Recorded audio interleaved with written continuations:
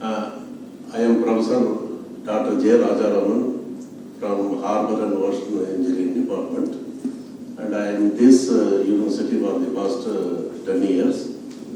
And the topic that I have selected today is formation of soil and development of lateral earth pressure.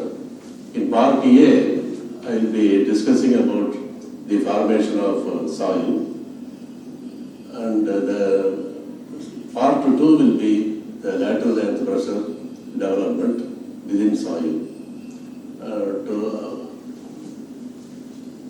We all know very well that soil is rock on its way to ocean, and this definition is a unique one because right from rock, when it is weathered, it travels towards ocean due to glacier, river, and other geological agents, and the end point is ocean. And therefore, soil is rock on its way to ocean is apt term in this particular connection. Rocks are formed from the molten state of magma. That is, the magma exists in very high temperature and pressure at a considerable depth, and due to its pressure and temperature, the magma tries to come out. And when it comes out, we call it as lava. And some of the magmas may solidify inside the surface of the earth. Then according to that, the type of rocks we get. For example, the magma is the raw material for the entire rock and mineral kingdom.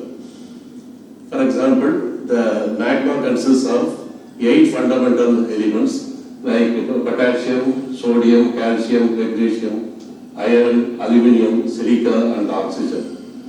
This oxygen is a very unique element present in the magma, which is responsible for the formation of water. So, along with water and all these basic elements, the earth is made up of. And a particular combination of these 8 elements, 2 or 3 or more, form different mineral kingdom. That's what we are trying to say, the formation of minerals. And the rock is nothing but aggregate of minerals. Therefore, each mineral is a part of the rock. And according to the magmatic composition, the rock type will vary. That will be shown in the next slide. When magma flows out of the earth, it is called lava. Such eruptions solidify. Then we get the explosive rock or volcanic rock. When the magma solidifies inside the surface of the earth, then it is called plutonic rock. And for example, for intrusive rock, the example is granite, and for extrusive rock, it is basalt. We should understand that the earth crust is usually made up of soil and granitic in origin, whereas the ocean crust is made up of basalt. And because when the lava flows outside, because of the presence of the seawater, it is cooled to adiabatic conditions, and therefore we get a volcanic rock called the basalt. And we know very well that the mineral kingdom has got many physical properties or chemical compositions.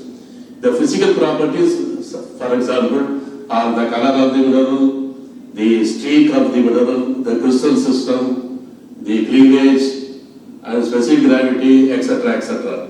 All these things form the most important part of the rock. Therefore, when the rock breaks down into the several pieces, that we call it as pulverization of rock, we get all the grain sizes possible. They are termed as gravel, sand, silt, and clay. Due to the geological, as I told you earlier, the rocks weather due to the geological agents like glacier, ocean waves, wind, groundwater, etc., etc. When there is movement of particles or the rock from one place to another place, the mechanical forces play a vital role. In that case, it is called mechanical weathering, and it causes disintegration of the rock.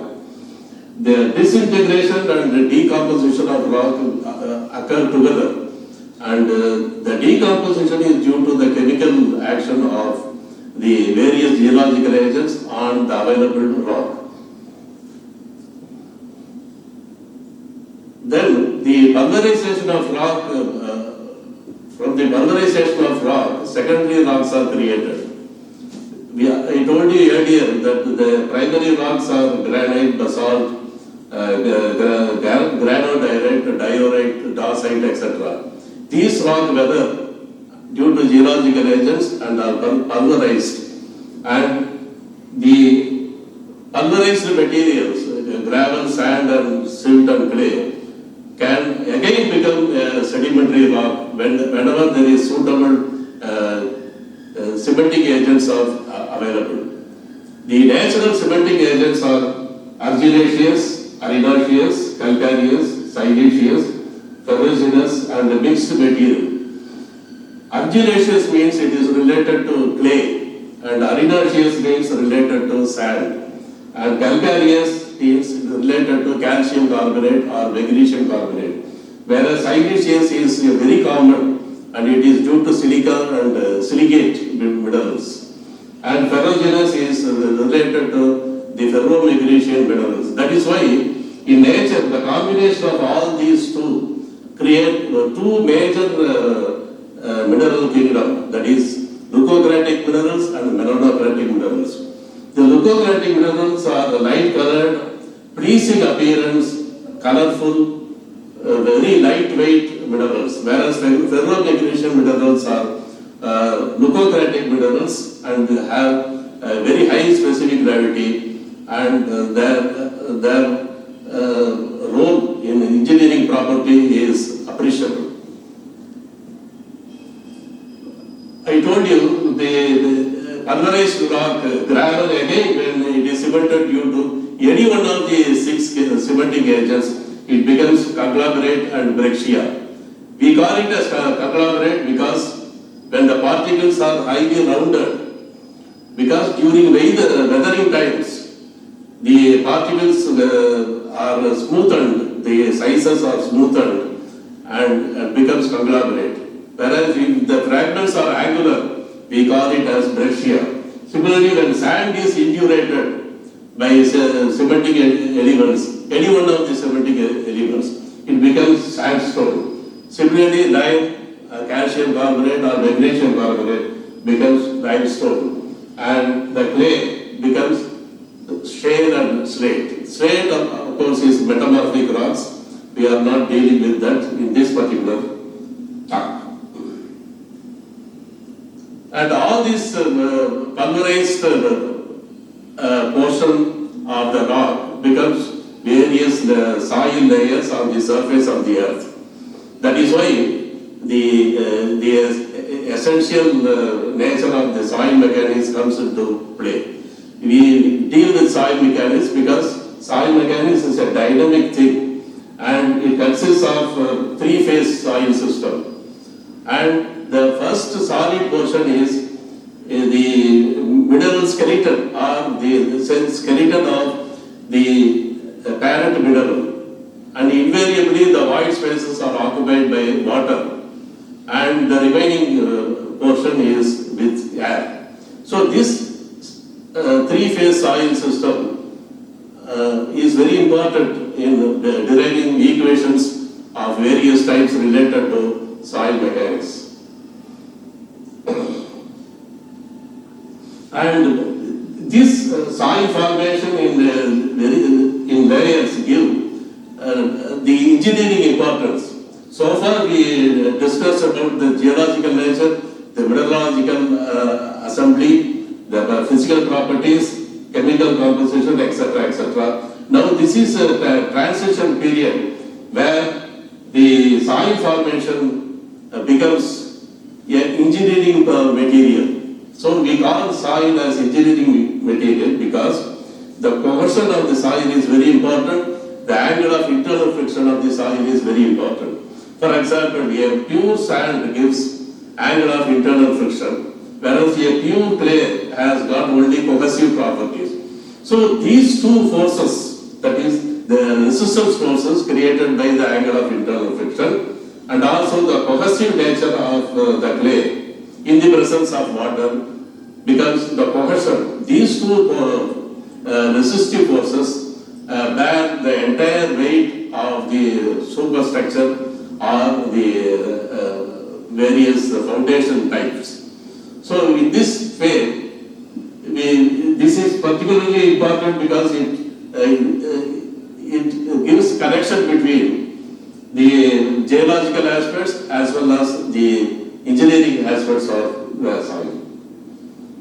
For example, there are many chapters in the soil mechanics, that is permeability chapter, consolidation, shear strength, stability of slopes, and the compaction. In that I have chosen, for example, the lateral earth pressure development. And soil, everywhere you go, soil is heterogeneous quantity. In the engineering classification of that is the cohesion as well as internal friction. Here we don't bother about the parent material, etc. because the engineering is only average behavior of the soil. We don't go into the details of various lab tests and all, because what is important is how the soil resists the incoming foundation forces. That's what we try to. For example, when a retaining wall is constructed, it has a backfill. The backfill means the back is filled with soil. That soil should have either C or 5 or both the components C and 5. So, because of that, the soil develops a lateral pressure inside inside at a depth right from the top of the retaining wall to the base of the retaining wall. For example,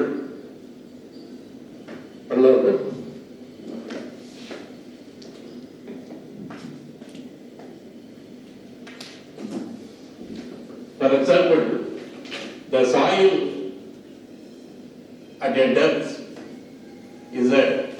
is acted on by gamma is the vertical force, vertical pressure at the point Z.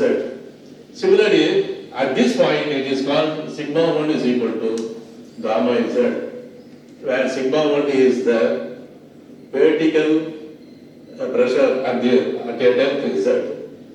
If you want to know anything about the lateral earth pressure, we call it as Ka into sigma 1. That is equal to Ka gamma Z. That is, the sigma 1 is replaced by gamma Z and Ka is the lateral earth pressure coefficient.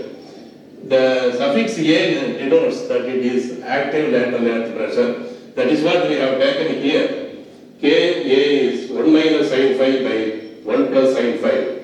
For pure frictional material, for example sand, the C value is 0 and phi value is there. That is why we get Ka in terms of phi only and Kb in terms of phi only. The C is absent because it is the soil happens to be sand. The force which is retaining wall, when the soil is retained by slope steeper, then it can sustain for shear resistance. That we are already indicated to you. The development of lateral pressure is sigma 3 is equal to Ka gamma Z.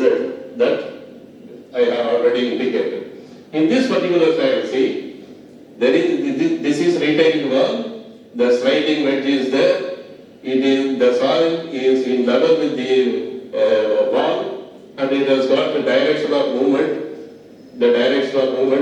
in either side.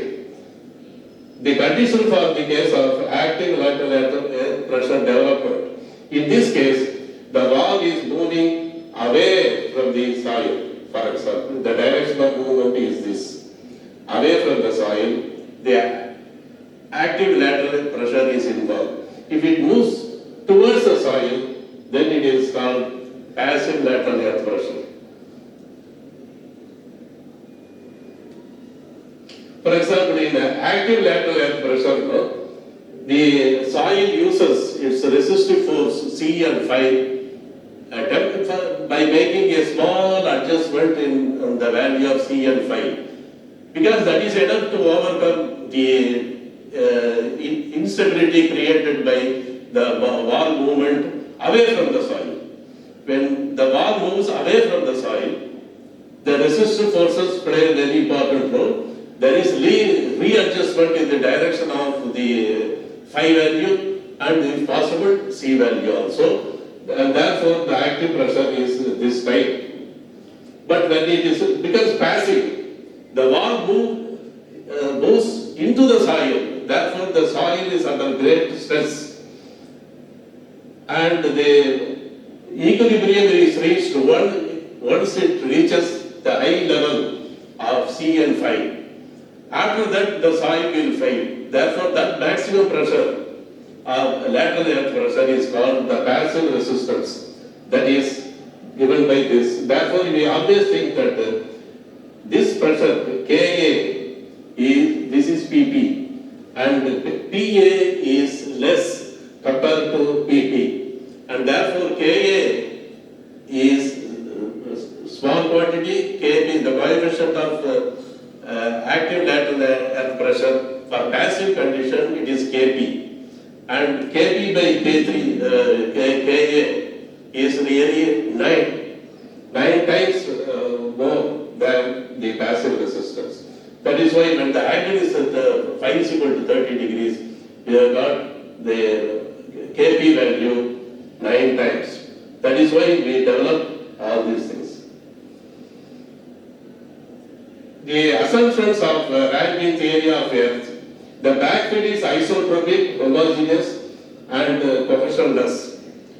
Because he has taken only sand as a material of the fill, isotropic means having the same property in all the directions. And homogeneous means it is not heterogeneous, and it has got homogeneous nature. That is opposite to heterogeneous. And the cohesionless means the C property. The cohesion property is missing. In such condition only, we can interpret the lateral earth pressure in terms of the phi value alone, because C is not there. The soil is in plastic equilibrium during active earth pressure conditions, because the wall has moved to some extent. And the active pressure developed is measured. The rupture surface is the failure surface. The backfill surface is uncertain because it level with the top of the wall, and therefore there is no angle of the surcharge or the soil on the wall. There is no angle; it is uncertain. Therefore, the tip is 0. The back of the wall is vertical, and the backfill, because the wall friction plays a very important role in assessing active lateral earth pressure or passive lateral earth pressure. The assumption is that the backfill is uncertain, vertical, and also very, very smooth to avoid the frictions. Next, the development of active lateral earth pressure with cohesionless soil. See, this is a cohesionless soil material with phi value. Phi has definite value, and this is retaining wall. The intensity at the base is K0 gamma x, or you can take it even as Ka. Ka gamma x. Ka is, as I pointed out earlier, is the coefficient of active lateral earth pressure. And it acts, the direction is h by 3. If the total height of the wall is h, it acts at h by 3 from the base of the wall. And the development, I have already indicated to you earlier that the PA is given by half Ka gamma h square is the active lateral earth pressure at the base. Similarly, the effect of submersion, for example, in certain cases, the soil may be commercial soil with buoyant unit weight and the water table is here. Therefore, the soil is under submerged condition. If the saturated unit weight is gamma saturated, actually the gamma submerged value is nearly half of that, and therefore the unit weight of soil is thoroughly reduced and becomes 50% only. And because of that, we take that gamma prime or gamma dash is the submerged unit weight of the soil. Therefore, it is Ka gamma h is the intensity, and the remaining is gamma w into h, where h is the height of the retaining wall, and gamma w is unit weight of water. Therefore, at a depth h below, the total pressure is given by Ka gamma dash h plus gamma w into h. Effect of partial submersions. For example, in this case, up to this, the water table is there. Beyond that, the soil is moist soil only. Therefore, for that, the particular gamma 1 value will be there. And for this, you have to take submerged unit weight of soil and work accordingly. For example, this is, if this triangle distribution is P1 and this is P2, this is P3 and this is P4. Therefore, 4 different lateral earth pressures are involved. For that, see, Ka gamma dash H2, Ka gamma dash H1, gamma W H1 and the total pressure. This rectangle shows that the triangular contribution is taken up to the base level, and therefore this intensity here is multiplied by the height H2, which is this height. Therefore, H2 also comes into play, and the total pressure components are shown. Therefore, the total pressure at the base is combination of P1, P2, P3 and P4. Where H1 is depth of submerged film, Ka is active lateral correction, H2 is depth of the film above water table taken to be moist, and gamma is moist unit weight and gamma dash is submerged unit effective weight. So the lateral pressure is this component total. Effect of uniform surcharge. See, this surcharge should be treated as another vertical component. In this, the vertical surcharge is the actual weight, that is the unit per area Q into KAH, that's all. Q KAH, that we add along that KAQ into H is the lateral earth pressure. The extra loading is carried by the section is known as surcharge. In case of wall retaining backfill, horizontal level, all this, they at any time, then sigma h is equal to Ka gamma z plus KAQ.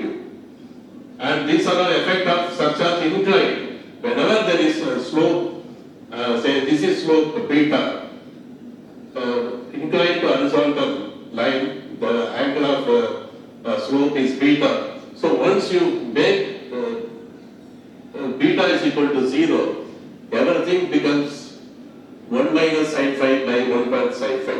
It goes back to the original Ka is equal to 1 minus sin phi by 1 plus sin phi. By introducing beta is equal to 0, that means the cos beta and the multiplier along with that becomes 0, and therefore you get 1 minus sin phi by 1 plus sin phi.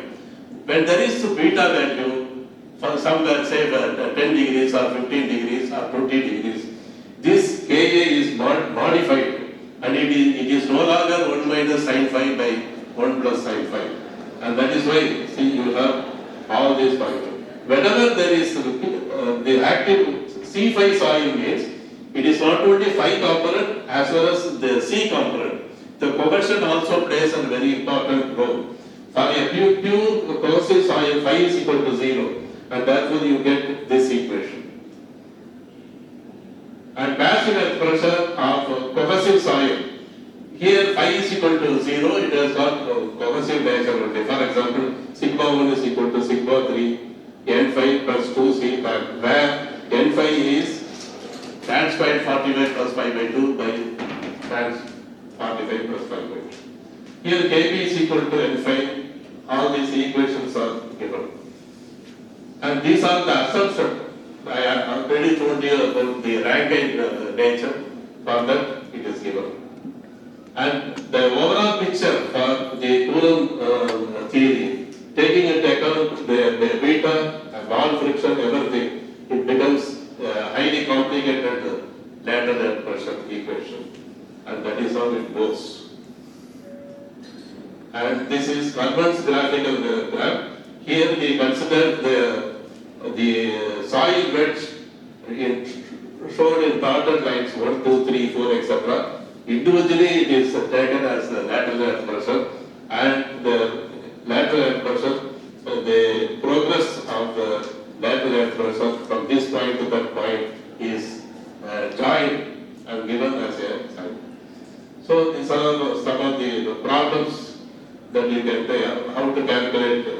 For example, if phi is equal to 35, you have to use sin 35 here and get the values. Similarly, for total passive resistance, you give this particular TP value into 3, etc. And another problem, worked out problem is there.